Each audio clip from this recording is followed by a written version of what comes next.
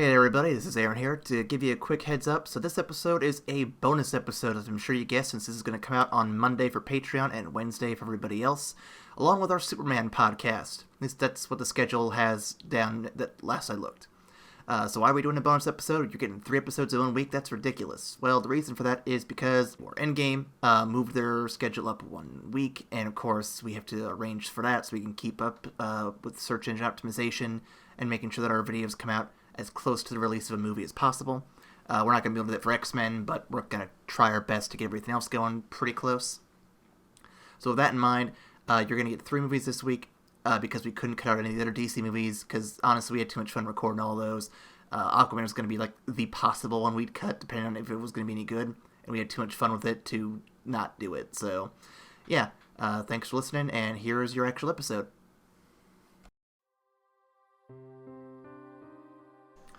Hey folks, Aaron here, and I know we normally do funny gags for these intros, but since today's film covers some tougher subject matters like kidnapping, rape, anxiety, and depression, I figured I'd get straight to the point in this one. And that stuff is a trigger for you, then consider this a brief warning. We've been doing this podcast game for a long time. We'd like this thing to keep going much longer than now, and we can only do that with your help. Please go to patreon.com/evacstation. For less than the cost of a smelly carpet that you can use for your escape plan, you can help us escape our dead-end jobs and do more shows like this. Only $1 a month, that's all we're asking. Again, that's patreon.com/evacstation. And enjoy the show.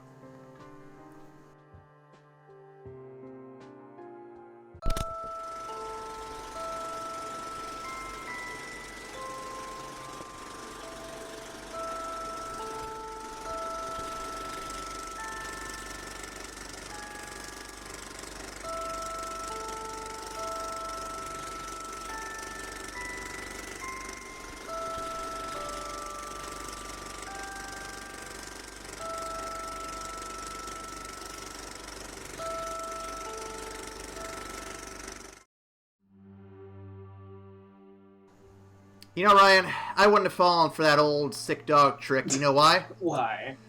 Because that man was probably a Skrull. Fucking You can't Skrulls. trust anyone anymore. Who are we? We are Aaron J. with Seth Skrull. And with me today, I have Ryan Skrull Maker Metters. Indeed, I make all of the scrolls. And we should probably be clear. We are talking about a Brie Larson movie, but we are not discussing Captain Marvel until we get closer to Avengers 4. Because we figured we'd do all the Marvel Phase 3 lead-ups right into Avengers 4, which at the time of recording has not been named. So, we're not going to discuss Captain Marvel and how it's doing in theaters right now, which I assume is really good. But we'll find out in a few weeks. But we are going to talk about Brie Larson tonight. Ryan, are you excited for that? I am excited to talk about Brie Larson, yes.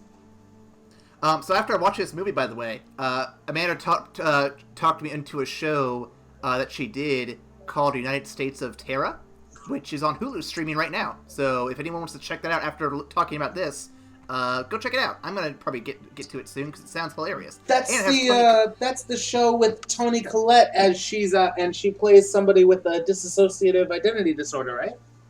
Yeah. Yep. Okay, I've heard of it.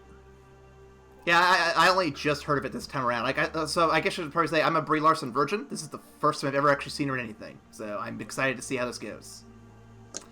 Before we get too deep in anything, though, we should probably talk about some links. You can find us on Patreon, YouTube, Peepa, iTunes, Google Play, Stitcher, TuneIn, and Podcast Addict. Any of those platforms we are on. You can also find us on Facebook, Twitter, Tumblr, and our email is evacstation@gmail.com. I'm sure we'll remind you again before too long. And Ryan, I know this is the first podcast we've recorded in a while that had this segment, but everyone else has been listening to it probably for a little bit because this is March. Ryan, what you been watching? What have I been watching? Oh boy. This is going to timestamp us pretty hard. Good lord. Well, yeah, the timeline is going to be all fucked up since we're recording this hyper early. The big thing that I just finished watching, I just finished the 3rd season of Daredevil, and boy howdy, that was a fucking season. Oh my god. It had all the stuff that I love about the Daredevil series. You know, it's got brooding ass Matt Murdock as he's having a crisis of faith, as he feels abandoned by God, and as he's trying to wrestle with his own inner demons while like trying to figure out who he can actually trust and how far he's willing to go to finally put down the Kingpin when the law continually fails to do so. If anybody watches that, please feel free to reach out. I can talk about that shit for hours. It was an amazing season. And if Netflix keeps going the way it has been, it would be a good season to end on. I'll leave it at that. Man, they've been cutting those shows left and right. I'm a little worried about it, but hopefully Heroes for Hire gets announced soon, and all of my fears will be put to rest. Knowing that it's March, and we have many months from recording this now, that it could change, so we'll find out. Anyway, for me, Ryan, since I don't want to lock myself into anything, I've made a list of all the things I've been watching since we started doing our like holiday recordings. Just that way I have a backup list of various things I have been watching. Or playing, for that matter. And I will get one of them out of the way right now, because this is definitely not going to timestamp me in any way. I finished Horizon Zero Dawn. Oh, finally! How'd you like the ending? So, I enjoy the game quite a bit. I struggle a lot with open world games because it's one of those things where you have all these different things you can do, and it seems like you never get through to the main quest and never finish it. But the thing with this game, though, is that the side quests are all fairly quick. You don't really feel obligated to do them, but they actually are fun to do, by and large. And the main story actually is really good. Like, I'm comparing it to something like, say, Skyrim, for example, where I don't hate Skyrim, but the main quest is not very compelling. And the side quests are numerous and very distracting. So never finishing that game was on my list of things to do. But this game was something I actually could finish and did, and I'm very impressed. The ending, as you ask, I think it's really good. Leaves it open for a sequel. And can I just say the DLC is fucking baller, the Frozen Wilds? Yes! I'm not a DLC guy. Like, I got turned off on Arkham City when the Harley Quinn DLC came out, where you have to infiltrate a warehouse that she's in holding Batman hostage. It was like $30, $20, $30. It was only like 2 hours long. I'm like, this is fucking bullshit. Why am I paying this much for this? So I got turned off DLC pretty quick there. Just because I ended up getting the complete set, and it was all $20 total, so this is definitely worth the money when I got it. And I gotta say, so when I first started the game, I'm gonna end here real quick. When I first started the game, I had a rough time with the facial animations. They looked a little janky. But by the end of the game, I was actually getting used to them, and I think it's either they got better throughout the game, or I just got more used to them, or maybe a bit of both. But I definitely think the Frozen Wilds animations were way better than anything else in the game. Animation-wise, I mean. So. Yeah, no, I completely see where you're coming from with the with the facial animations. There's definitely something odd about them, but I think you become more acclimated to them like the more hours you spend in the game. And I completely get getting sucked into every side quest, and there were hours where I would get stuck actually just going around hunting shit. But I really loved that because I generally don't like open world games because I don't get immersed into the world enough, and like find it distracting when I just want to get to the story. But this open world was so immersive, and it made me feel like a badass hunter that I could lose myself in the wild and still have a fantastic time hunting down a fucking armored T-Rex with rocket launchers. I think it helps that Aloy is such a fun character to follow. And I'm looking forward to the sequel.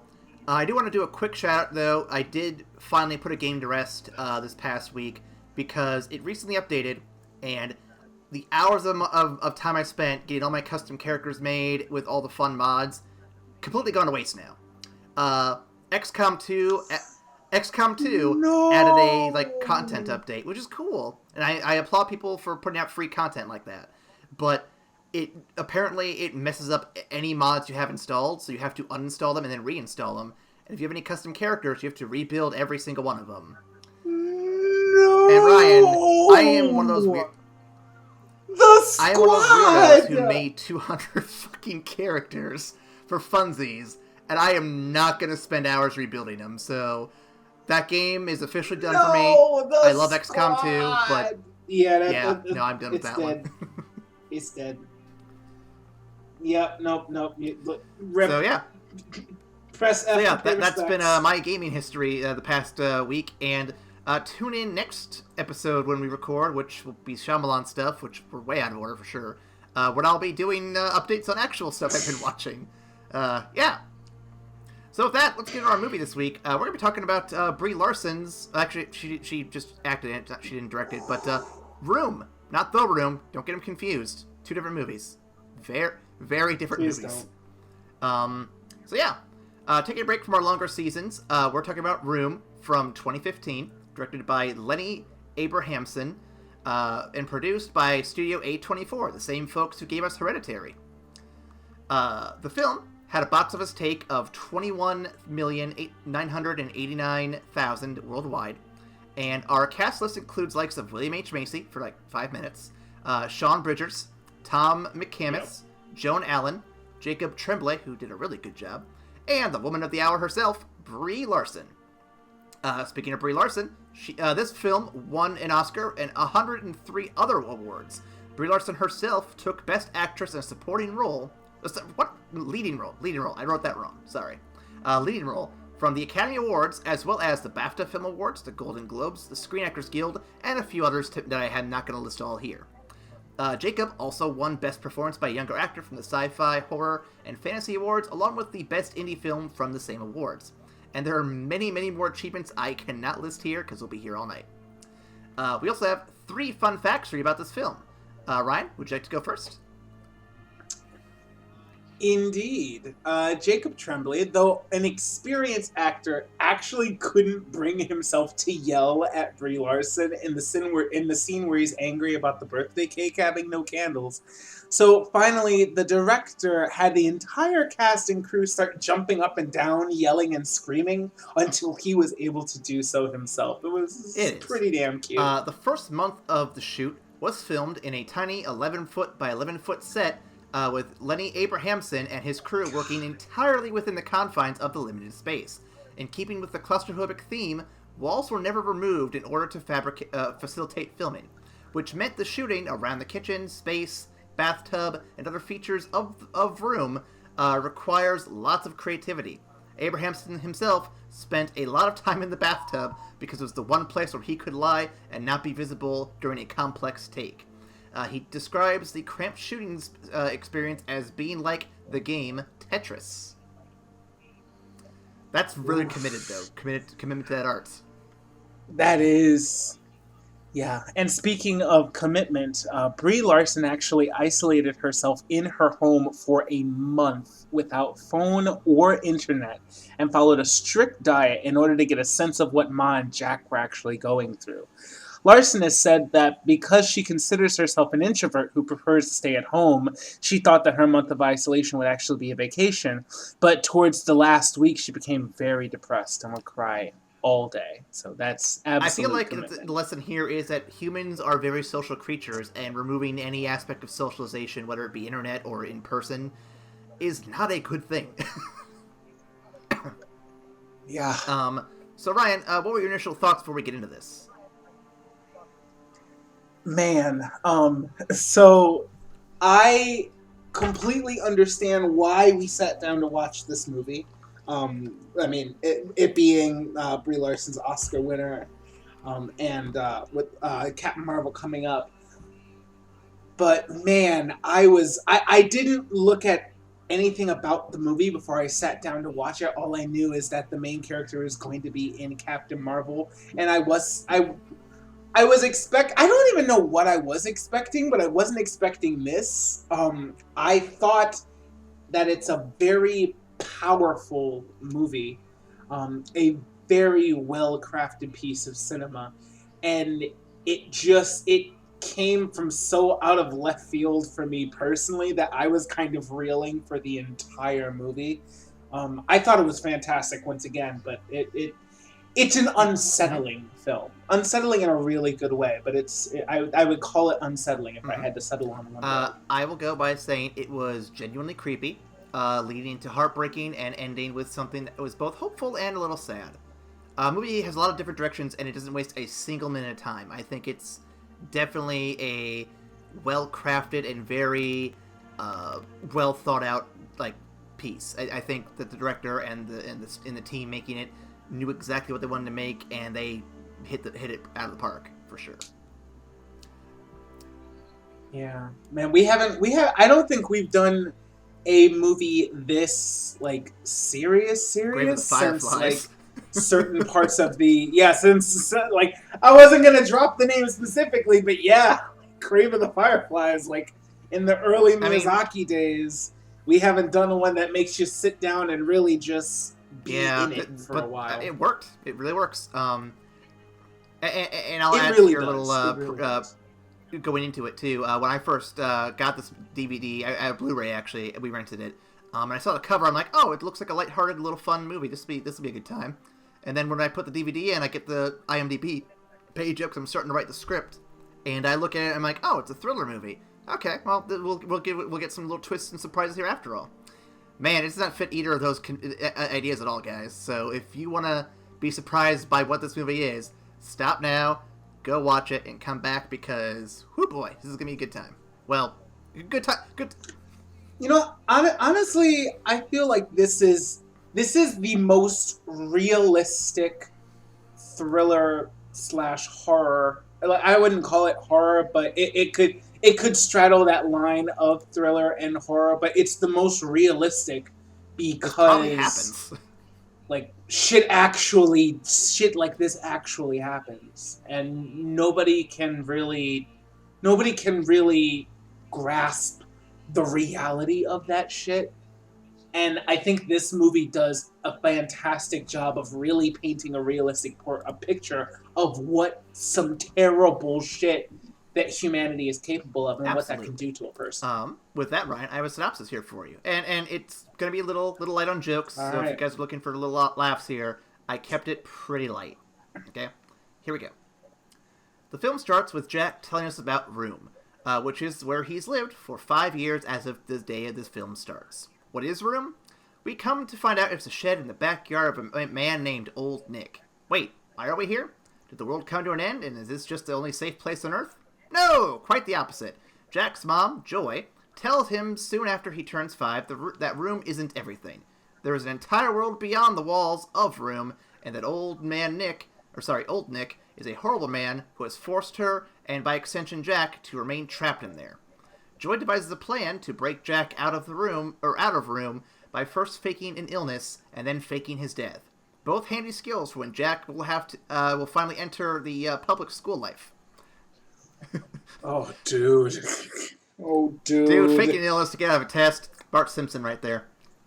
Okay, I just went to a darker place. I'm sorry. Good lord. I'm sorry, dude. That's exactly where my mind went. I'm sorry. No, you're fine. You're fine. Per his mom's instructions, Jack jumps out of Old Nick's truck when he's on the way to bury the presumed dead Jack. Young Jack finds the first person he can and cries out for help. The police get involved, and the world's smartest cop pieces together the location of Joy from Jack's strange description of his escape. Old Nick is eventually apprehended, while Joy and Jack integrate into the world. Sort of. The film continues with Joy returning to live with her mom, Nancy. Jack has to learn to socialize with new people other than his mom. Joy has to get out of her mind about being trapped and back into functioning into real life. However, Joy struggles with this and almost immediately kills herself with an overdose of painkillers in the process. While she disappears for a while to be alone and get herself out of her little rut, Jack grows closer to Grandma Nancy and her lover Leo and their dog Seamus, who's a cute little puppy. He makes a friend and starts to understand the world outside of Room. Eventually, Joy returns and gives this whole real-life thing another. Ends with Jack asking to return to Room one last time. When they arrive, they see the door's been ripped off and many fixtures have been removed for evidence against Old Nick's horrible, horrible crimes. To Jack, Room seems much smaller now. They say goodbye to their former life once and for all, and the credits roll as snow begins to fall.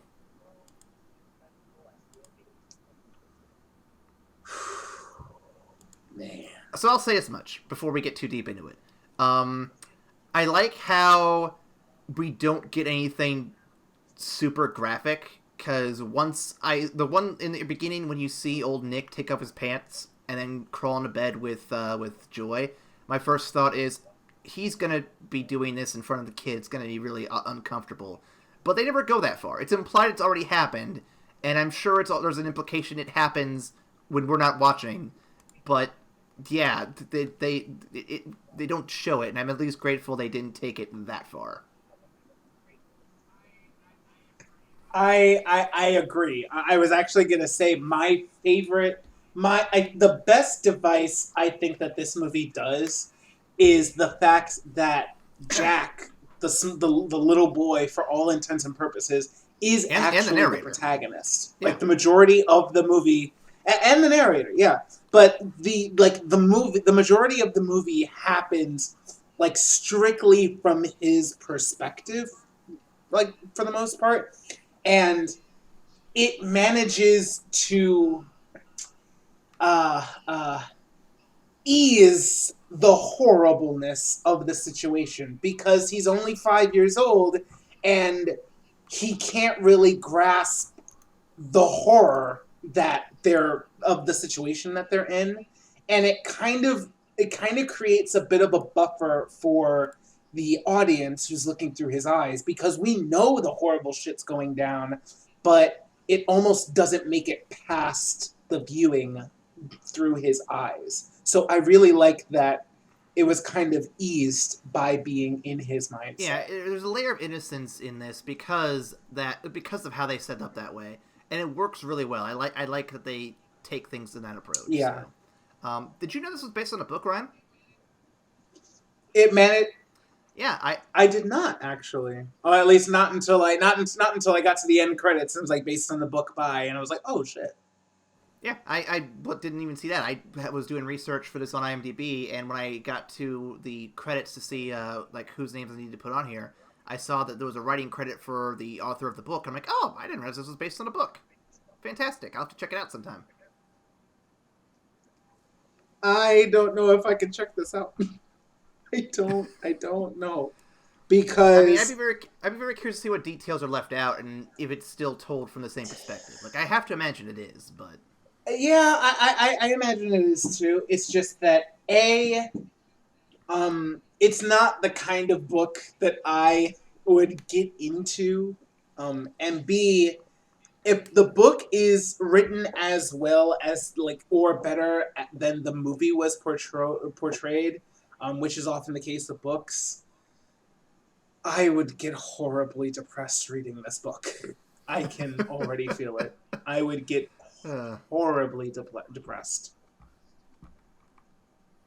But yeah, no. So, yeah, as you were saying, this is a pretty good movie. And it's a damn good movie. Yeah, it's really good. I don't see a lot of indie films. I'll be honest there. I've seen quite a few, but in recent years I've been very lax on it. So, comparing this to other indie films I've seen, this may be one of the best ones I've ever seen on that level. Because, whew, man, they put a lot of work into this, put a lot of craft into it, and the acting from the two leads is fantastic. Oh man! But I don't want to get into that just yet because I have a couple specific questions for that in mind. So let's get started with my first question here. So Ryan, we've already discussed Brie Larson did the whole be in a room for a month to kind of prep for this role. How long do you think you would last in a room by yourself? I honestly don't know. I mean, I consider myself an introvert with extroverted tendencies. My studio is, for the most part, one room. It's bigger than room that they were in, but for the most part, it's one room. And I have just about everything that I need here, which I like. And sometimes I like just being able to come home and just exist in my own space, but without other contact from the world. I feel like I would go through a period of extreme boredom and then sadness which would eventually turn to sorrow, and then I would start to unwind and go a little unravelly. So I don't think I would last long in those conditions, like completely cut off from the outside world. Yeah, I hear ya. I haven't lived alone for a good while. I've been with Amanda for quite a bit, so even being in an apartment by myself would be kind of weird. But being in a single room for an extended period of time by yourself, no connection to anything, unless I had video games to distract me or something, I feel like I would go crazy pretty quick. I'm someone who likes to constantly be working or building something, or just creating something. And if I don't have some outlet for creativity, whether it be custom XCOM 2 characters, Minecraft, or just writing cool shit, I feel like I'd go nuts. And the inability to share it would also kind of suck. So, yeah, that's kind of where I'm at in that one. Yeah, no, that's fucked up, honestly. To add to that, how long do you think you'd go having to raise and or put up with Jack? Man, Jack was so cool. Don't get me wrong, I like Jack was really cool. By the end, he's really good, but in the beginning, oh man. You know, I can see that being a bit rough. like raising a rambunctious 5-year-old in and of itself is hard. It's just a hard thing to do. But raising that 5-year-old in a single room where you are never away from that 5-year-old, and that 5-year-old literally believes that you and this room is the entirety of the world, with all of that 5-year-old enthusiasm just going nonstop. Oh man. I couldn't do it. Nope, I couldn't either. And I should probably make this clear to everyone listening. If they haven't watched it yet, shame on you for you're getting spoilers here. Jack is a baby conceived from sexual assault. It's not directly stated, but it is heavily implied in a couple different spots. Yeah. And I figured we should probably put that out there. Yeah. I mean, simple math happens, when she says she's been in the room for 7 years and Jack is 5 years old, and the movie starts with Jack's story of how he was inside his mom and he went boom, boom, boom on her stomach, and he burst forth from her onto rug into room, and she said, "Hi, Jack." And I'm like, oh, he was born in this room. Oh, dear God. All right. All the implications are bad. There are many other moments, too, it brings up, such as the dad's reaction later in the film, or when old Nick says, you remember how you got him, and basically threatening to make it happen again. That's rough stuff, man. It's rough. Although I don't think that threat was more that he was threatening to make it happen again, because it was happening nightly. But but I mean, like, just to just the threat of it happening, and maybe even another child happening. In that small space. I feel like when he said that, it was more just like, she's being so protective of this kid. Don't forget who gave him to you. I think that's what I wouldn't call giving him. Well, that old Nick's words. That's what I'm saying. Old Nick. I know. I'm correcting old Nick because he's a piece of shit. He is. Oh my God. Oh man, that guy. Ooh, I was. Oh good. Ooh, I'm sorry. Next question. Ooh. Next question. Thoughts. Bad thoughts. Okay. I guess kind of going in the same vein of being disgusted. What is the most disgusting or disturbing aspect of Room, aside from knowing what Nick has done to Joy in the prior to the events of the film? So the first thing, I'm going to bring it up here. The first thing I questioned was the whole toilet situation. Because I didn't see it at first. And it came up like maybe a minute or two after I asked when I was watching. But I thought to myself, okay, that kid looks like he's wearing a diaper. Possibly. And I have to wonder, where do they put all their bathroom stuff at? Because what is this room connected to? Where does it all go? Is there even anything? You see a toilet eventually, and there is something, but that's still not sanitary. That's still gross as fuck. Plus, I don't know if they have any of the like proper clean materials to wash up afterward and stuff. Just saying. Yeah, no, that's real. That's real. God, I I don't know. The whole thing was just it was less of one specific thing and more just like the small realities of that small room being your only world that just kind of painted a really, really bleak picture. Just like the idea that that Jack had this difference between like, well, TV's just TV. The only real people are me and mom. Or And old how, Nick. yeah, and old Nick. Or how eggs like he would list the best qualities of every piece of everything in the room. He's like, egg snake is my longest and most beautifulest friend. Bendy spoon is the best because X, Y, and Z. I'm just like, it's just the small things that He's so painted damn it. And optimistic, it was just though. like, oh my god. And that's the killer part because he had all the optimism of a 5-year-old and just like all of the joy and outlook on life, but his outlook on life was so stunted because he literally could not conceive of anything outside of the room. And it was really beautifully told, but really tragic in the hearing. So I think it was a So bunch of small things that would throw me for a loop. I'm gonna actually back up my answer. Toilets are usually my go-to, but in this case, I actually want to rephrase it. When he cuts off the power because she speaks up against him, that is disturbing because it's like, not only is your life's already in his hands just by being trapped there, but the fact he can take it that much further and possibly get people sick or kill them just based on the ability to cut off their heat, their AC, whatever minor comforts they're allowed in there. That is just on another. That's like fucking POW torture levels. Not to that degree, obviously, because POWs go through a lot of shit, but it's up there. It's close, and it's just sad that anyone would willingly do that to another human being.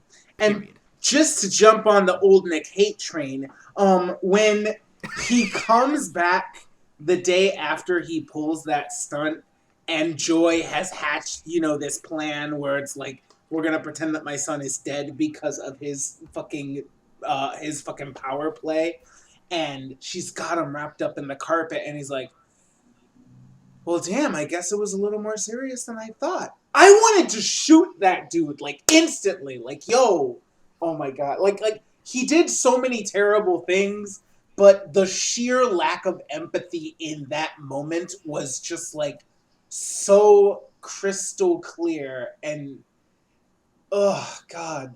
I hate that man so much. So much. And it bothers me to know that there are people like that in the real world. It may not be a lot of them, but there's enough of them, and they're fucking sickos, and fuck them. Just all of them. And I wasn't joking, too, when I did the intro for the episode. He literally used the excuse of, oh, hey, miss, I've got a sick dog in my car. Can you come take a look and help me out here? That's how he got Brie Larson, and she fucking curses herself over that all the time in this movie. And it's like, man, you were just trying to be kind and help someone out, and this guy takes advantage of it. Like, what the fuck? What the actual fuck? Oh, God. So, Ryan. Yes, sir. Next question for you here. You're Brie Larson. What would your escape plan have been? Oh, man. Aside from, honestly, I feel like she's tried everything in 7 years. 7 years? God, I honestly don't know what else I could have done. And even when Jack mentioned well, we can just wait till he's asleep and kill him dead, she's like, yeah, but then what? We don't know the code to get out of the door. He's just gonna be dead here, and we're gonna be stuck. And of course, he's the only person bringing us food, so we can't do that. We have to trick him somehow, some way. And how desperate do you have to be? I think we're gonna get into this like later on when we start talking about it, but I'm just gonna jump the gun a little bit here. But how desperate do you think you have to be to have been here for 7 years and to the point where you've tried everything, that literally the only thing you can think of to end this torment is to put your child at risk? And you could tell, too, the acting came across really well here. You could tell she did not want to do that. You could tell this is their last resort. It's like, I don't want to do this to you, but you're the only one who can pull this off anymore. And you have to at least try. And it was impressive. It was really good. And her plan, while risky, is very solid. It is. It's very solid. But at the same time, it's risky as hell. Oh, man. So for me, if I were in her shoes, I would have borrowed a page from The Flash, where there's an episode of the cartoon where he has to enter a key code to free Batman out of a thing, and he's literally punching every single goddamn number combination in there. Now, obviously, she can't do it that fast, but over the course of years that she's stuck there, I would have literally been trying at least 100 codes a day until I got it right.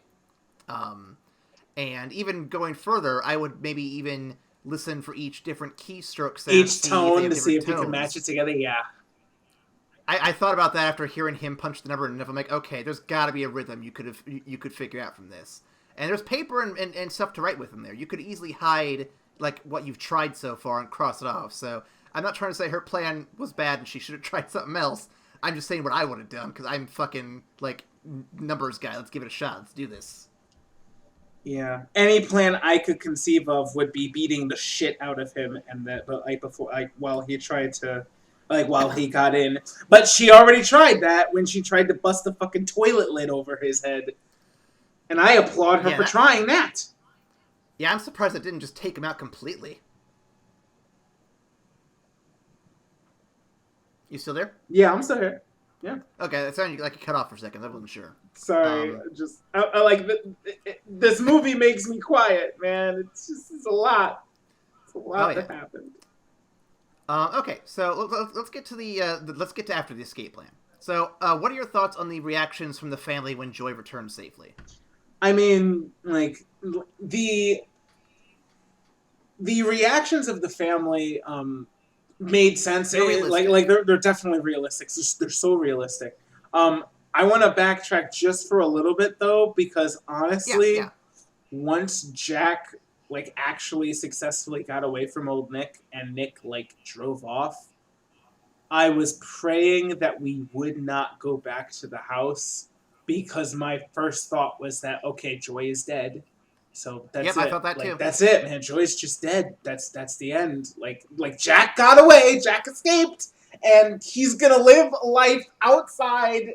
We're never gonna see Joy again. It's okay. Please don't let Jack have to see his mom's body. I will lose my mind. But the movie granted me a kindness and brought Joy out safely as well. Going off that, actually, I want to interrupt you real quick. Sorry. The cop that he talks to on the way to going to find Joy. MVP. She is an amazing officer. I get it's an actor. I get it's a movie, guys. Calm down. But 3 slows and then the world turned. I'm like, okay, no, I could put that together. I'm like, wait, you can? You can? I love how she was able to figure that out so easily. It's well, okay, not easily, but she made it look easy. Wait for the stops. That's impressive. 3 slows. He tried on the 3rd slow, but then the world turned. 3 stop signs and then a turn. Okay, no, I can run that. I can run this. I'm like, okay, go ahead, girl, go ahead. I also love that, and I don't know if you caught it, but I love that it is the same cop that escorts them back to the house at the end. It is her. Yep, I caught that too. And I love that. That's their go-to. That's it might have just been, of course, we can't hire more actors to play multiple people in the police aside from those 2 cops. But I personally like it headcanon wise that she kept track of this and would do anything for this family because she's the one that found Jack originally. Absolutely. Yeah, no, I like I said, she's the MVP. Just doing all that, man, it was crazy. But back to the family before I get too distracted here. So yeah, their reactions are definitely realistic. The mom is definitely what I would think of as a typical mom. Just happy to have him back and wanting to make things work. And the dad is actually something I would kind of expect from the I guess not the average, but maybe like the old guard, like right-leaning fathers that I'm used to, where this baby isn't actually a baby that you wanted. Is it really family? Can I count this? I don't Man, know. that was real. Oh my god, that was Like, he didn't say it. He didn't say it, but we knew exactly what he was thinking. how clutch is William H. Macy that he could convey all of this in 4 minutes of screen time. Like he shows up. We have them like together, and it's like perfectly fine. Then Jack's like, well, they don't live in the house with the hammock anymore. Grandma lives with her friend Leo. I'm like, oh shit. And Grandpa lives in a home far away. I'm like, oh shit. All right, well that happened while we were gone. And then the dinner where where he's like, even after the initial shock, we just see him like constantly moving and constantly like kind of being antsy and like asking for scotch and at fucking 2 p.m. And finally at the dinner when he's like, he literally can't look at Jack, and we know why. And she knows why. And everybody knows why, but they can't, like, he can't bring himself to do it. And that was it for him. He left the story after that because he couldn't bring himself to grips with what happened and who Jack was. And while I don't agree with him, I can don't at least either. understand the logic. I can understand. I honestly it, don't think there's logic behind it. I think there's just it's a straight up emotional response. I mean, how would you feel if you looked at this child and all you could think of was how that child was created and how that child is essentially the living embodiment of the terror that your little girl just went through? Like, some people would not be able to disconnect those two thoughts. And I can't necessarily fault them for that. Like, don't get me wrong, I don't agree with it, but at the same time, it's like, they're entitled to feel that way because, yeah, it is a reminder of what happened. And some people can't overlook the bad stuff like that happened. It's amazing that Brie Larson's character can, actually, in my opinion. But I guess when you're stuck with him for 5 years, you kind of have to. Ooh, okay. So I know we're going all off the rails, but I wanna because you brought up something that I wanted to bring up as well. Okay. But when he finally cuts his hair, okay. Yes. So I thought that keeping the hair long was a very interesting choice. And finally, when he cuts his hair, like, because like he's like Samson in the Bible, it's where his strong is. And of course, he's like, my mom needs my strong more than I do. So can we cut my hair and send it to her so that she can use my strong? And I'm like, that's really touching and that's really amazing. But I kept thinking, especially because he, once he got outside, everybody mistook him for a girl. What if Joy was keeping his hair long so that he looked more like her and less like Nick? I was worried that once he cut his hair and she came back, she would run into the same shit that her dad was, because with his hair cut, he probably looks more like his dad. See, I didn't think of Man. that. I was so focused on everything else. I'll be honest with you, I was trying to figure out what the whole, like, giving her my strong thing meant. I didn't understand it was like a biblical reference. Oh yeah, no, because he kept referencing Samson, and they don't explicitly mention the Bible, but preacher's kid over here. Yes, the story of Samson. He kept his hair long because that's where his power was, and once someone cut his hair, he became weak and was slain in battle. So, yeah, that's where that went from. That's where that came from. That makes a lot more sense now that you're telling me. But no, I think it's a really interesting interpretation of that. Because, yeah, that would definitely be a good way to kind of mask the other half of his genetics if you really wanted to. So, yeah, that's That's a really good line of thinking there. Yeah. Alternatively, it could have been another case of prior to escaping, maybe she left it long, so in the event he did escape, he would look more like her, so people would be like, you know, you look like that one girl who went missing some time ago. What's going on with that, you know? Yeah. So I would love to give Joy some credit for definitely looking at every angle of her situation and making the most of it as she could. Yeah. It could also just be that Nick would not allow her to have scissors in the house because that's a weapon that could be turned against him. Which is also fair, but he could have brought in scissors himself, but also I don't trust Nick with scissors, so moving on. Yeah. I don't think Joy trusted him near Jack, period, so no.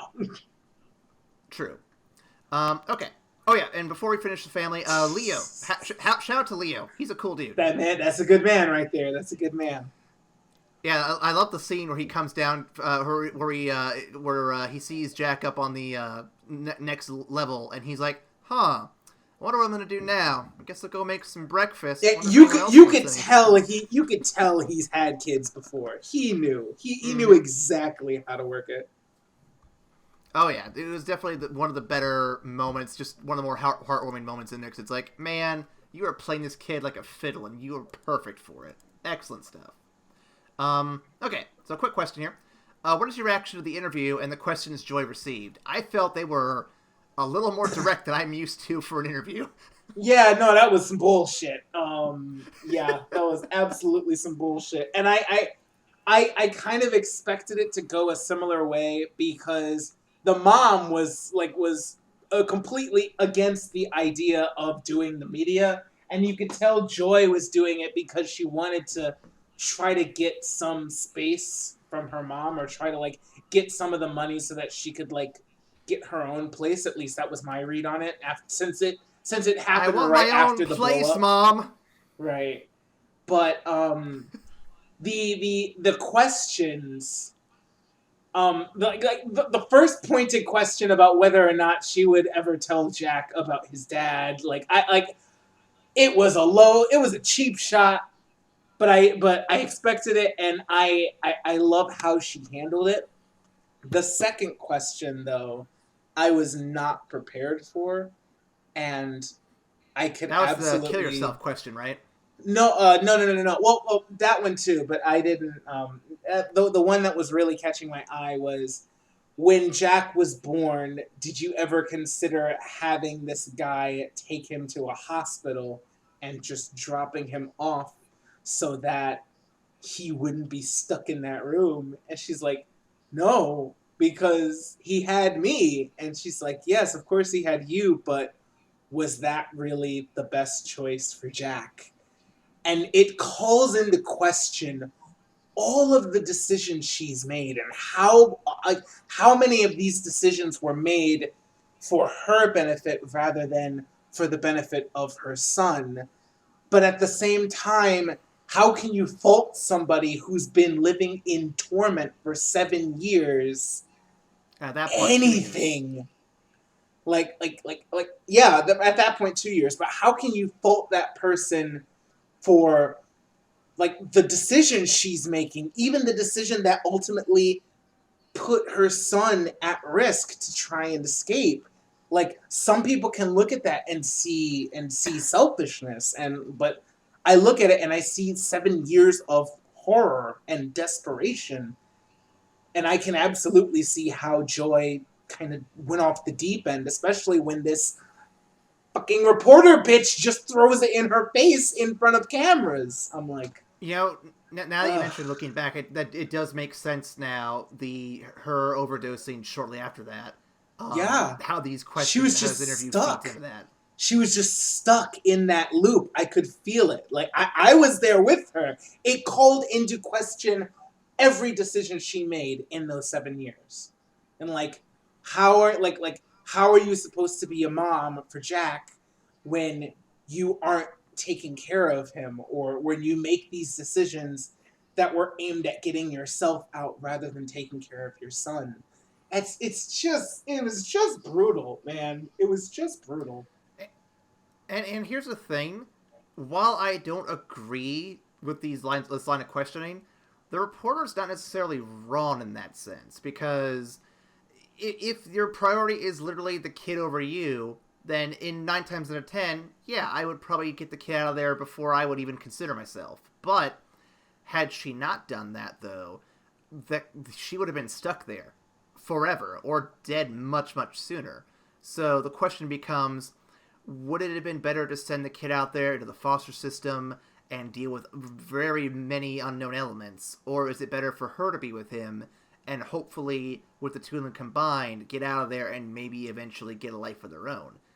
There isn't a clear answer there, and in the situation she was in, she couldn't have had a clear answer. She couldn't have thought that far ahead. She only could think of just what is the best thing to do in this very moment. Absolutely. And I mean, it's just it one of the things that this movie does amazingly well is that it paints these insanely complex situations and forces you to consider every side of it. Like, if you're looking at it from the outsider perspective with absolutely no idea of what the hell these people went through, you could sit there and judge and say, well, if this guy got you pregnant and you had this child, how could you conscience keeping this child in the same hell that you were in? Why wouldn't you just like become the paragon of all motherhood and give up your child so that he was not in this room forever? But that's an idealized version of a mom, a real human being who is in this situation and literally of this horrible tragedy has a child that she looks at and sees nothing but love and feels nothing but love for. How can you judge her for wanting to keep that close, for wanting to take care of her child? The one anchor she could have back to reality. Right. Was it possible that a bit of that was selfish? Sure. But like, who are we to judge when we can't ever conscience being in a situation like that? And that might be a comment on the media itself, because while not every interviewer's like this lady we see in the movie here, there are plenty of different scenarios, from school shootings to wartime to anything, where you have reporters asking these very not... I'm trying to think of the best word here. They're asking these questions that in a normal conversation you wouldn't dare ask because it's just too much at that moment. And I feel like that is not... The film's not about this, but maybe it's a small commentary that, hey, wouldn't it be great if, media would maybe back off these people, or at least treat them like human beings and maybe not judge them for their faults, but it kind of just empathize with them? Yeah. God.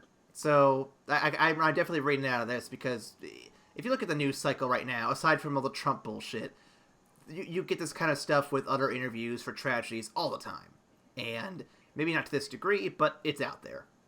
And it sucks when you have these tone-deaf reporters asking these stupid, stupid questions like this. Yeah, it's poignant, man. It's a very poignant piece. God. Okay, so I'm going to jump to the next one here real quick. What did you expect Joy's reaction to be upon returning home?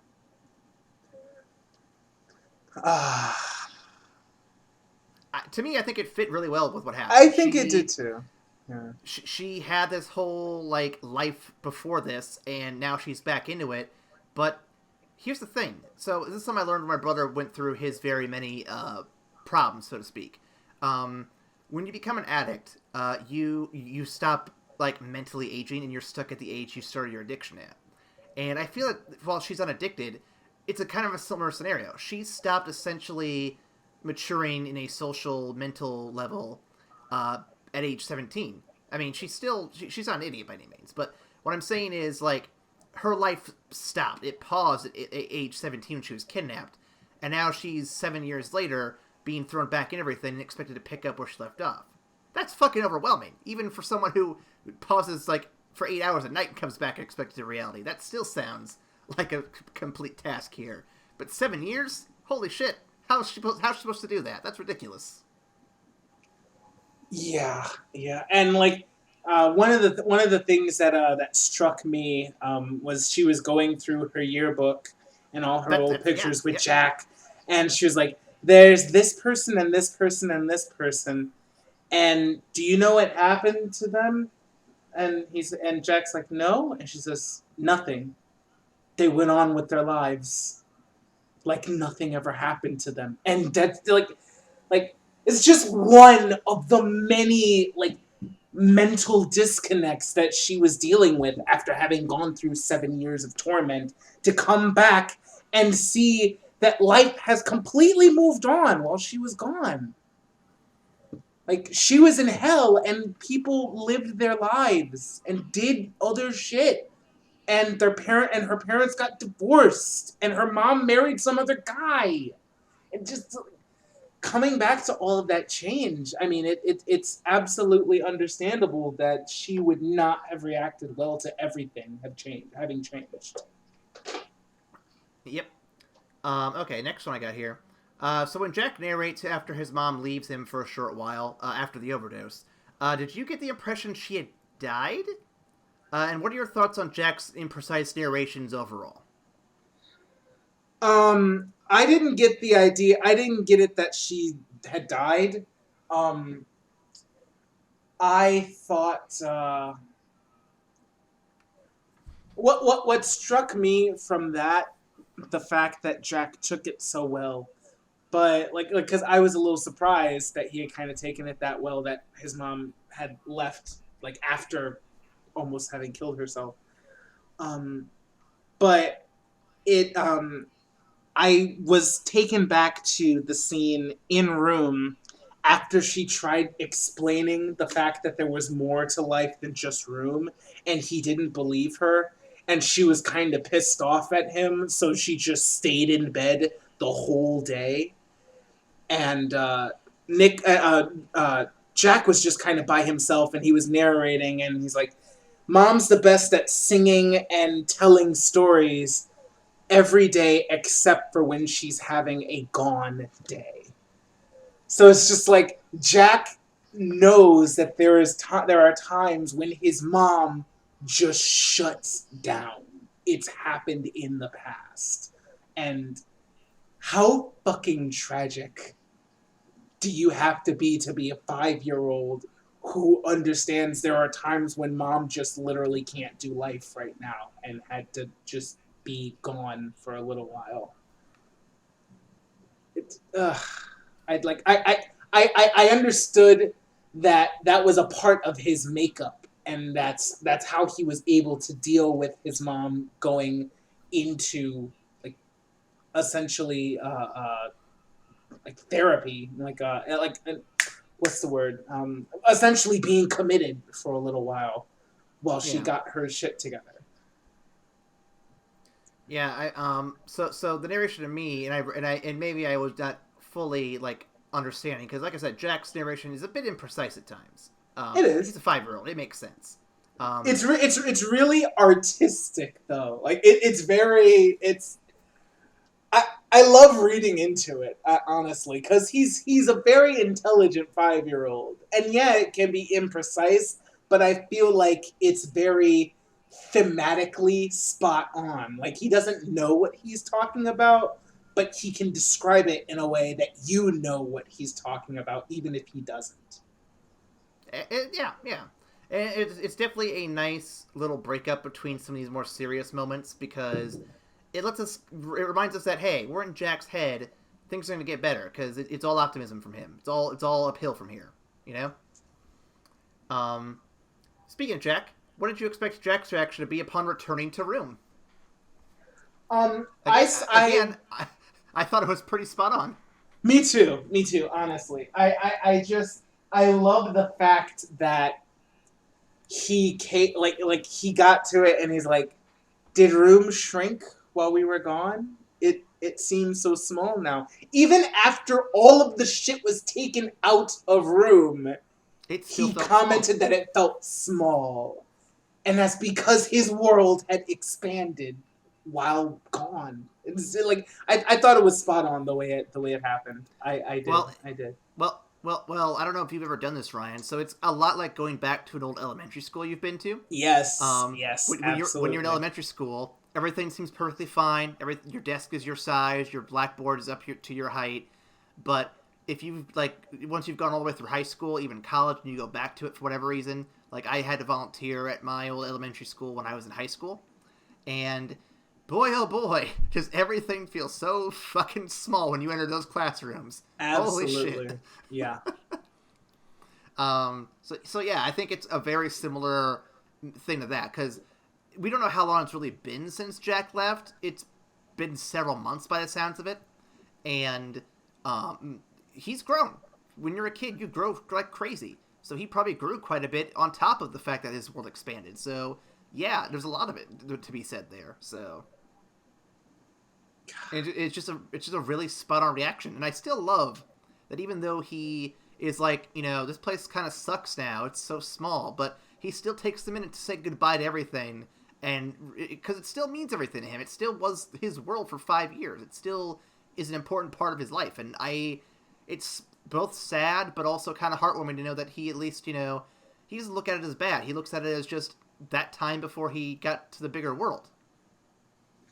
Yeah, yeah. I honestly, let me preface this by saying I absolutely do not want a sequel to this movie, but Never. never, ever, ever. But I would be very interested to see Jack, like, at least grown, more grown, maybe late teens. Because I would be very interested to see how he processed everything as he grew up. Because I feel like there's a good part of it where I feel like the terror just hasn't hit him yet, and the horribleness of his situation just never really latched on, and it'll only be after being out in the world for a while that he'll realize just how god awful that was. But at the same time, he has a very innocent wisdom about him that I think he might actually come out of it okay. I'm optimistic with I'm that, optimistic too, but it would be really interesting to see what kind of a person Jack becomes after all is said and done. I wonder if there's any follow-up books, because if there's any follow-up books, I'd be fine reading those versus another movie. I think the movie we got, the story we got, is perfect as is. It is. It needs no touch-ups. It needs no additions, no nothing. I just, purely as a thought exercise, I wonder what Jack would be like when he grew up. Man, I wonder where we're going to rank this movie at the end of the episode. Oh, boy. I wonder. Next question here, Ryan, and I'm going to try to lighten around these a little bit here. So with Jacob, the kids from Stranger Things, the kids from It, and the kids in the new Haunting of Hill House, are younger actors getting better nowadays? I feel like they are. I think it's definitely possible. I would say it's quite possible that writing for children is getting better nowadays. That might be it too. Because and this is saying nothing like this is impinging nothing on the skill of child actors, but especially being that young, I feel like child actors are more shaped by the script and by the direction than more established actors who have been doing their shit for a while and they've grown and they're a little bit harder to mold. Whereas with child actors, you can give them the script and you can give them direction and you can really affect how they portray shit. So I feel like well-written roles for children and great direction for children also attributes to the caliber of child actor rising, because from those experiences they're going to become really amazing actors if you give them amazing shit to work with at the beginning. When they grow up, they're going to be able to do whatever the fuck you ask of them. In that same vein, a good example of an adult in this situation would be Ewan McGregor. You give him a fantastic movie or script such as Moulin Rouge, he can have fun with it. He can really come alive in that stuff. You give him something like Attack of the Clones, and he'll be like, oh, he's still the best actor in this, but my God, is it not good? Hello there. I cannot wait for Star Wars month. That's going to be a great time. Okay. Next question here. How was the overall pacing of the film? Was it what you expected? And I have a reason for asking this, but I'll let you go ahead and answer first. I like looking back on it. I think it was very well done, and I thought it was very immersive because I honestly didn't know where the movie was going to go. I thought that the movie would culminate in them escaping from Rome. Yes, exactly. Um, So halfway through the movie is when they actually escape. And I thought, I had to pause the movie and look at how much time was left because I looked over to Amanda and I'm like, this is usually the end of a movie. This is usually when everything's done, the climax, and everything. So what's left? What are we gonna do after this? Because there's still half a movie left. right. But the thing is, it doesn't feel rushed. Oh I no, feel not at like it all. was so immersive that when you got to that point when they escaped, you honestly thought, okay, this is it. This is the climax. He got out. Nick can't do anything without causing a scene. He's gonna fucking escape. Jack is out. Jack is free. We might end with seeing that his mom is dead, and that would be just the most tragic ending. But Jack got out, and I'm okay with that. And then the movie kept going. And I was like, wait, what? Oh shit! Wait! And here's the thing. Here's the thing. So you see movies where the empires fall, and that's the end of the movie. You see where romances happen, like a couple gets together, and it's the end of the movie. You see the heroes escape, and that's the end of the movie. You never see the aftermath. You never see how their lives rebuild after those big events. And I like that Yeah, this movie builds up to that big climax, and then you see them trying to reestablish their lives. Like, this is something you don't see in films very often, and I like that it tackles the idea. me too. Me too. It's The because idea, guys, the idea of what happens after happily ever after. You know what I mean? exactly. Like, guys, I'm all for Luke taking down the Death Star, but let's be real here. That's a big financial problem for everyone who lives within the Empire, good or evil, and he just ruined a lot of lives. I hope everyone knows this. All right, I got two more questions here, and they're all about Brie Larson, so here we go. We're here today, obviously, because this is a Brie Larson film where she was nominated for an Oscar and won it. So this leads us into Captain Marvel in theaters, I believe, later this week, or next week. I don't remember when this is going up. So Ryan, have you seen anything with Brie Larson in it before? No. Wait. Actually, I remember that she was in a couple of episodes of Community. That's what I've seen She from her. was? What She she playing was. that? She. I'm fairly certain she played Abed's love interest in a couple of them. Give me one All second. right, Hold on. I'm Gotta looking up too. IMDb that shit. I'm looking this up too. Everyone Yeah. looking to cut this probably. We'll get this in post. Or I'll leave it in. It'll be funny. We'll see. Uh, list order. I want it by. Can I go by year? Damn it! I can't go by year. 2001, 2003, 2003. That didn't come out until 2008 ish. So I'm not seeing Community on here unless this is severe. Yep. She was in 3 episodes between 2013 and 2014. She played Rachel. Rachel. I don't remember that at all, but I'm gonna take your word for it. Was this? Yeah. This had to be the Yahoo season, right? The Yahoo season? Yeah. No. No, Wait, it's hold the on. season when they were on Yahoo because I can see what's his name. Yeah, it's season 5. Season 5. Season 6 is the one on Yahoo. So season 5 was the last one NBC did. Okay. Actually, she was in season 4. She was in what her first episode was in season 4. It was episode 8. It's the Sophie B. Hawkins dance. She played the girl that was doing the coat check. Oh, okay. So That's her. And they brought her back for 2 more episodes in so season. so I That's what I've so seen. I her in. unknowingly lied. I have seen her in something before, but I didn't know it was her. So this is the first thing I knew it was her. Yeah. So let's go with that. But yeah, no.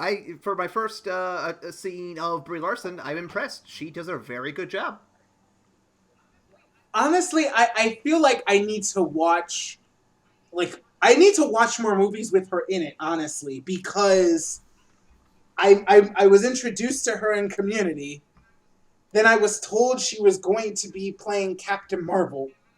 And then I saw her in Room. And these are three entirely different genres. And she's been killing it in everything I've seen her in thus far. So I'm like, is there no limit to what she does? I need to see more of the I need to see more of the shit she does, because she's like, from everything that I've seen, well, I haven't seen a whole bunch, but from everything that I've seen, she's an incredibly versatile actress who can really pull out some emotional shit. Absolutely. And for those of you who are interested, I do know she was in a show called United States of Terra. Amanda put me onto that one. I have not watched it yet, but it is on Hulu for streaming. So if you have not had a chance to check it out and you want to see her in something other than this sad but very well done movie, please go to Hulu if you have it and check it out. And if you need to find out any other Brie Larson movies that are streaming, I actually have a new app that I found that's really good, that you can look up anything and see what platforms it's streaming on. If you have... it's called cool. Just Watch. You can go to your Google Play Store, your iPhones, or iTunes. It might be on iTunes. But I know it's on Google Play. Just look up Just Watch. You can. It's a search engine, basically. You put in whatever movie or show you want to watch, and then it'll tell you what services it's streaming on, or if you can rent it on any of the services like Amazon, YouTube, PlayStation, stuff like that. So it's definitely been very handy lately to avoid renting shit that I could just stream on Netflix. So I highly recommend you check it out if that's something you're interested in, because it's very helpful. Not an ad. Just wanted to point out something fun I found. No, we're not trying to be sponsored by Just Watch. Last question, and certainly not least. So we already talked about her acting, how versatile she is. Does this make you more excited for her MCU debut here in the next week? It honestly does. I 100%. The biggest thing that I've been excited about since I first saw the big trailer for Captain Marvel isn't that it's in the 90s or what have you, but I love the cinematography that they did in the opening trailer with her flashing between the various points of her life and how it all kind of matches up, but the acting in that, telling a story like that would require, I feel like Captain Marvel is going to be much deeper, much more character driven of a story than people are really expecting, which is going to be amazing if they can pull it off, considering that people who don't really read comics don't know that much about Captain Marvel. Oh boy, I could school you on Captain Marvel, man. I haven't read the comics, but I have done a lot of history. I've done a lot of research. Right, I know the gist. I know the gist of her story, but I don't know her character. I don't really know what makes Carol Danvers Carol Danvers. And outside of the fact that she's a fucking powerhouse and one of the most influential superheroes in the Marvel saga, period, I don't know that much about her. Well, and if they're gonna stack the story that hard on really creating a really strong character behind this person who might be able to go toe-to-toe with Thanos, I'm so down for this movie. I'm very excited. So I think in the movie they're going to streamline the character a lot, and they're going to have to ignore a lot of her history in the comics, because her history is complicated as fuck. But if you want a good example of her character within the comics, at least, the best example of this I can give you is the House of M storyline. In that one, I'm going to be very brief here. Scarlet Witch from the X-Men, that you might know, she rewrites reality where mutants are the top of the food chain, basically. They run the world now. And many of the heroes have their fondest dreams come true. Logan, Wolverine has his memories. Spider-Man is actually beloved by people for his powers that have hated. And Carol Danvers in particular, her wish was to be a hero people loved, because she'd spent most of her comic history being kind of relegated to the background, or hated, or in one storyline raped and then ignored by her teammates for a long period of time. Yes, there's a very dark storyline behind her character that sucks. Anyway, this is all Chris Claremont, by the way, fixing her character in later years, which bravo to him. He did great work. Anyway, so in this, she loses her. She gets rid of all of her vices, her drinking, her problems and everything, and she becomes this really beloved hero in this alternate reality. And when Scarlet Witch rewrites reality back to normal because she gets beaten and all that stuff, and the final battle and whatever, some things remain the same, including Carol Danvers being inspired by her alternate self to be like, you know what, I can do this. I am going to be this hero. Let's make this happen. And that's part of her character. It's just that she wants to be loved by people for doing good things. Yeah, I'm hyper excited for this now. Now I'm super excited. That being said, like I said, I'm pretty sure they're going to retcon a lot of that out for the movie, but I feel like the heart of the character will still be there, and I'm excited to see what they do with it. And I think Brie Larson, after seeing this, will deliver a hell of a performance. Probably one of the best ones the MCU has seen thus far. Even though Robert Downey Jr. is going to give her a run for her money, because he is still the definitive Tony Stark person, without question. Oh yeah.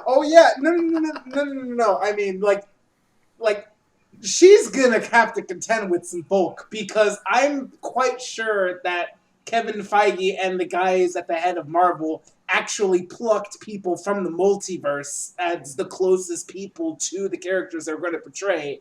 I honestly believe Chris Evans is actually Steve Rogers. I just believe this in my heart of hearts. So she's gonna have some top tier level contenders, but I honestly think that she's up to the task.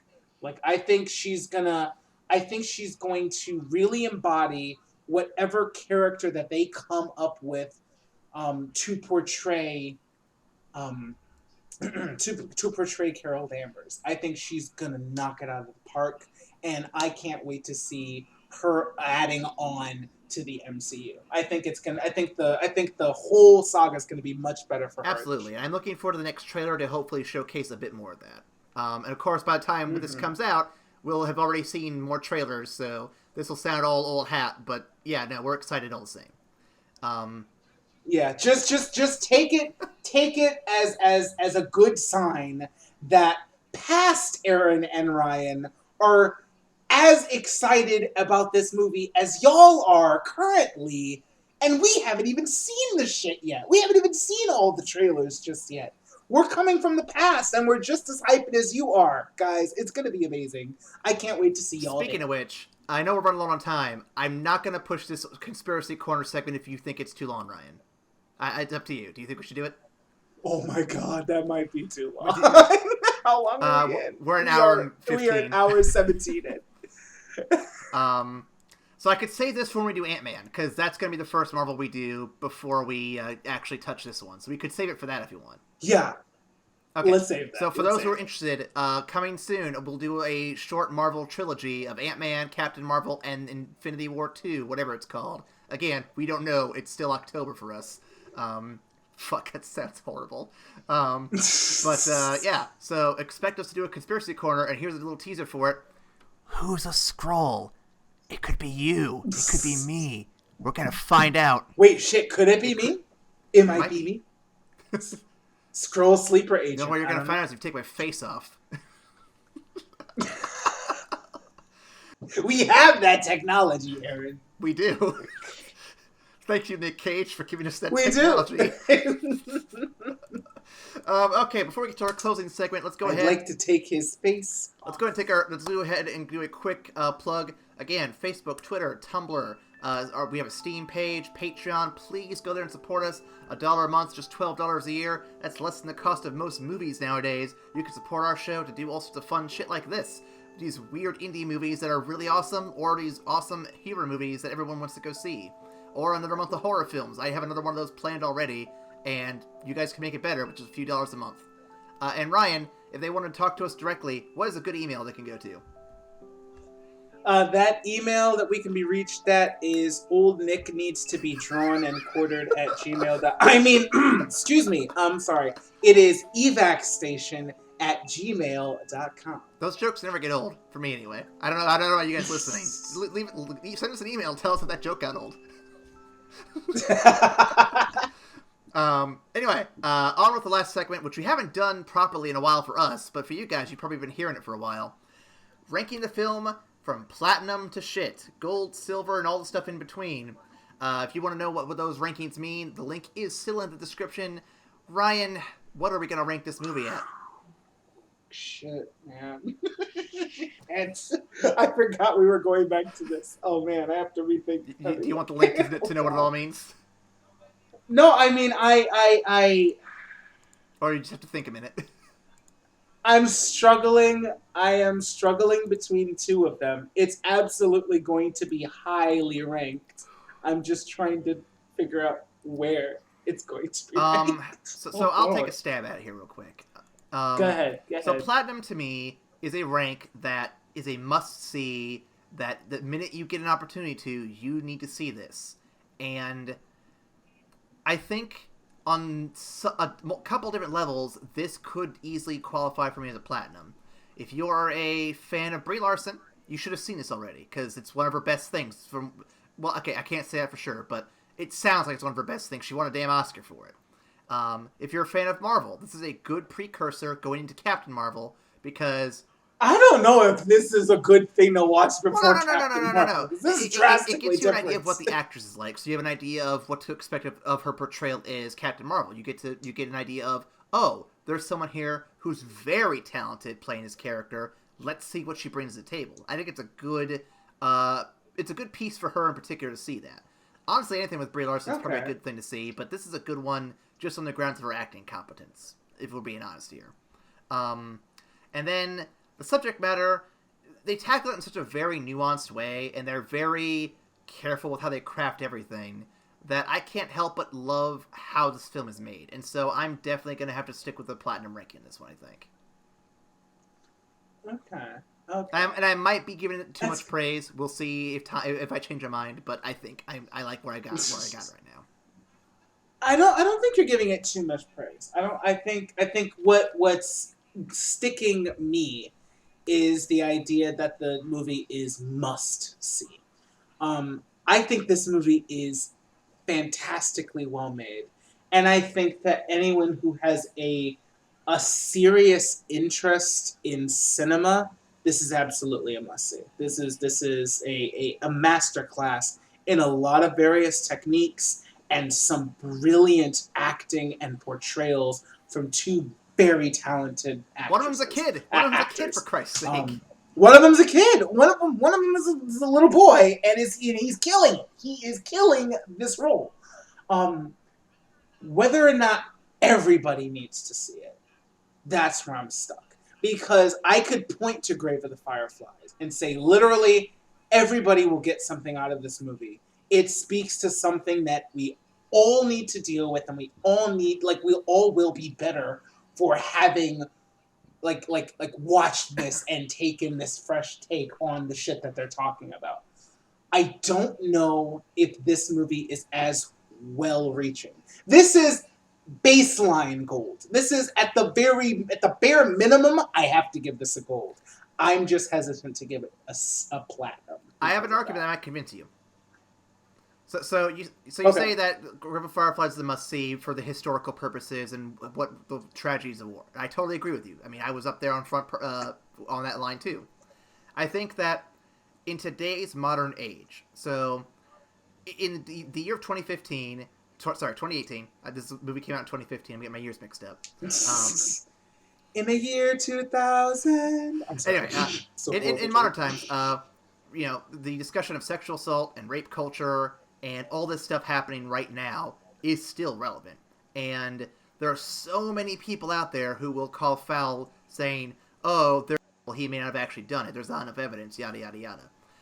I think a film like this is helpful in explaining to people, not really explaining, but giving an example of what could happen if you do nothing or don't try to find these people, and what kind of lives they could be leading with these terrible people. And it is a film that kind of promotes the idea of empathy with these individuals who are kidnapped, raped, and separated from their families for years, maybe months to years, and we don't know what happens to them. And when they come back, or maybe it's not even one of those kidnapping situations, maybe it's just a simple sexual assault case, which, okay, not simple, but compared to this anyway. It's a film that promotes empathy, and I think in an era where grab 'em by the pussy is a thing you hear fairly regularly, which is not something I want to be hearing, I think that level of empathy is a must-have nowadays because I don't think it's going to get better without it.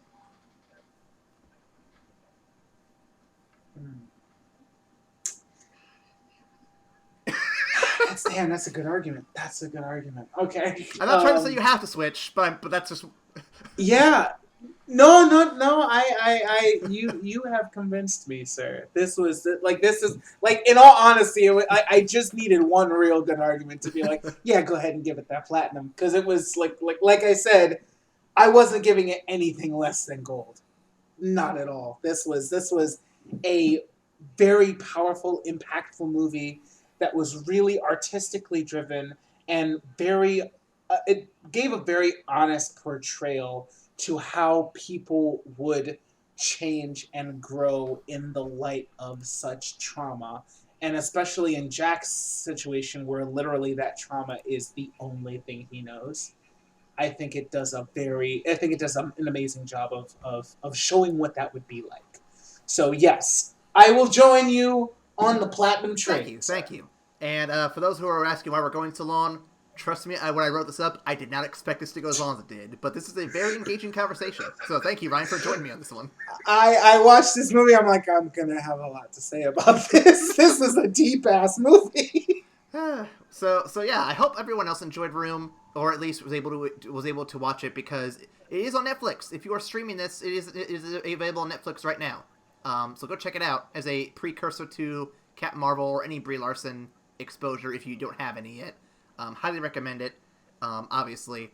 And Ryan, is there any other parting words we need to say with them? No, just tune in next week where we'll do something just a little more lighthearted. Oh yes, a little less just delving the deeps, like plumbing the depths of humanity. We probably a little lighter. Probably should give a quick shout out to what's going on next week. So next week begins our DC takeover, which we're going to call, and Ryan, I have a fun name for this now. It's called the Crisis on Infinite Films. I love it, because they're surely in crisis mode. I'm sorry. I like the logo I made for it too. It all looks so good. But tune in next week. We're going to start off with Green Lantern. And for those wondering how we're going to be doing next season, because it's a little weird, every week is 2 podcasts for this season, which I know sounds like a lot, but it's 1 animated DC film and 1 live-action DC film. We're going to show Warner Brothers how they can learn from their animated friends, because clearly they haven't figured it out yet.